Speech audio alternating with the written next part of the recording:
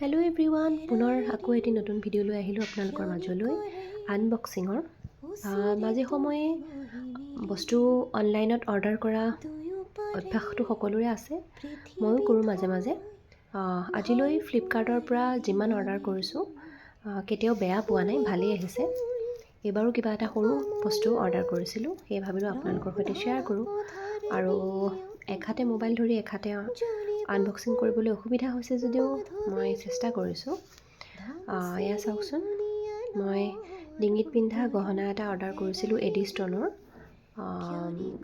বহুতকেইটা কালাৰ আছে ইয়াতে, আৰু বহুতকেইটা কালাৰৰ ড্ৰেছৰ লগত পিন্ধিব পৰাকৈ অৰ্ডাৰ কৰিছিলোঁ, মাল্টি কালাৰৰ। ইয়াতে গ্ৰীণ, ৰেড, ব্লু, হোৱাইট এনেকুৱা কালাৰৰ আছে। আপোনালোকেও ইচ্ছা কৰিলে পাৰে অৰ্ডাৰ কৰোঁ বুলি। আৰু ইয়াৰ লগত কাণফুলিও দিয়া আছে।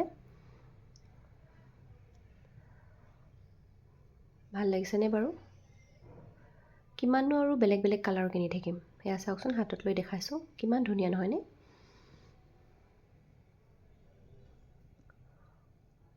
বহুত বেছি দামো নহয়। চ' আপোনালোকেও ইচ্ছা কৰিলে ফ্লিপকাৰ্টত গৈয়ে বিচাৰি চাব পাৰে। আৰু ইয়াৰ কাণফুলিটো বহুত ধুনীয়া।